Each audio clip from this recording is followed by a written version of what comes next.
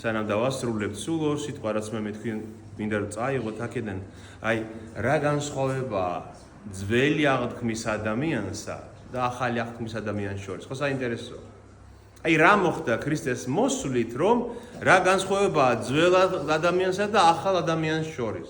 აი დღევანდელ სახარებაში იყო ეს ადგილი და პავლე მოციქული ამბობს, რომ ჩემი გულიო, ჩემი დარდიო, ჩემი ფიქრი სულ ჩემს ხალხთან არის, ებრაელებზე ამბობს, რადგან მათო ვერ იცნესო უფალიო, ქრისტე ვერ იცნესო, სკი მოშურნეები არიანო, სიმართლით უნდა ცხოვრებაო, მაგრამ არასწორი გზა აირჩიეს ამისთვისო და პავლე წუხს ამაზე, გესმით? ამიტომ ეს პავლეს ეს სიტყვები შეტანილია ახალ აღთქმაში, გესმით? ამიტომ ქრისტიანისთვის სამაგალითოა. ქრისტიანიც უნდა წუხდეს ისრაელზე. თუ ისრაელი დღეს ვერ ცნობს ქრისტეს, მესიას, ხომ? ის როგორც პავლე ამბობს და მის სიტყვები თუ გვიწერია ახალ აღთქმაში, შენც უნდა წუხდე ისრაელზე.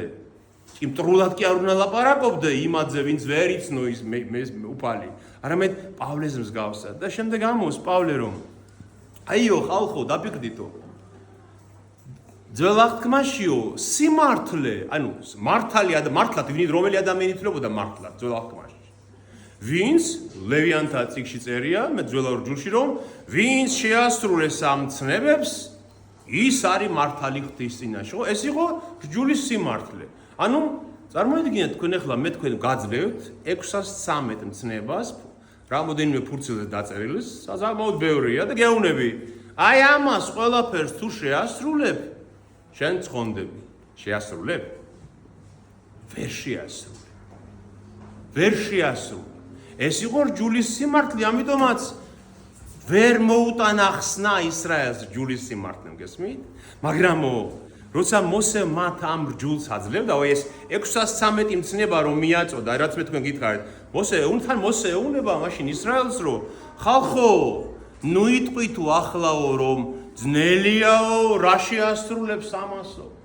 ნუ იტყვითო, რომ ვინ ჩამოვა ციდან და ვინ აგვიხსნის ამ ზეციურ მცნებებსო. რადგან ახლოს არის ძალიან ეს ცნება, შენს პირშია, შენ ბაგეზია, რადგან უნდა თქვა, ილაპარაკო, ხო ეს ცნება, შენს გულშია, რომ გახსოვდეს სულ.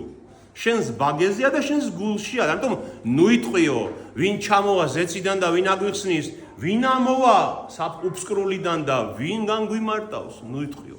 და პავლე ამბობს, რომ ახლა ხალხო, ყველაზე ახლოს მოვიდა ღმერთი თქვენთან. როგორ? ახლა ახალი აღთქმის სიმართლე იმაში მდგომარეობს, რომ ჩამოვიდა ზეციდან ის, ვინც აგვიხსნა. და უფსკრულიდანაც ამოვიდა ის, ვინც გვიხსნა, ანუ საიდან ამოვიდა? საფლავიდან. საფლავიდან აღდგა ის, ვინც ყველაზე ახლოს მოიტანა ეს ჯულის გაგება. ამიტომაც დღეს ჩვენი სიმართლე მდგომარეობს რაში? ორადორ რამეში. 613 ცნებას თქვენ ვერ დაიცავთ. გამორიცხულია. აბა რაში მდგომარეობს განმართლება? თუ შენ ბაგით ამბობ უფალი ჩემი იესო ქრისტე და თუ გულით გწამს, რომ ღმერთმა აღადგინა ის მკვდრეთით, ცხონდები. შემდეგ იმ ცნებების დაცვასაც შეძლებ. მაგრამ სიმართლე განმართლება შენ თუ გინდა მართალი იყო ღმერთის წინაშე დღეს იმაში მდგომარეობს სამბლოს პავლე მოციქული, რომ თუ ბაგებზეაო, ხო შენი ისაო ცნებაო, ხო ამბობს მოსე, შენი ბაგები თუ იტყვი უფალი ჩემი იესო ქრისტე, ანუ ყველაზე მთავარი ჩემთვის იესო ქრისტეა და გულში გწამს, მტკიცეთ რომ ღმერთმა აღადგინა ის მკვდრეთით და დაამტკიცა ამით ღმერთმა, რომ ის არის ვისიც უნდა უსმინოთ ჩვენ, ხო? ის რომ მკვდრეთით არ ამდგარიყო და საფლავში გახსნილიყო მისი სხეული, ბევრი ჩვენთაგანი იტყოდა, რატომ უნდა ვერ წმუნო მას? ის ჩვეულებრივად მოკვდა და გაიხსნა როგორც საფლავში, როგორც ჩვენ, მე და შენ. და რატომ უნდა თქვა, რომ ის არის მართალი, ხო? მაგრამ ღმერთმა საფლავიდან აღადგინა და ბეჭედი დაასვა ამას, რომ ეს არის ის, ვინც არის თქვენი მხსნელი. ეს არის მაცხოვარი.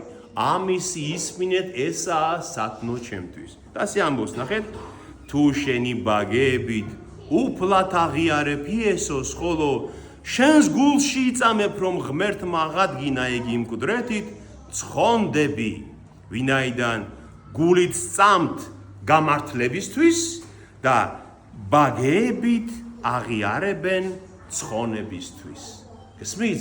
შენი განმართლება უდანაშაულო თუ გინდა რომ იყო მერწინაშე, გულში უნდა გწამდეს რომ ის აღდგა მკვდრეთით ღვთის ძალით და თუ გინდა რომ ცხონდე, პირით უნდა აღიარო, რომ გწამს უფლად შენი იესო ქრისტე.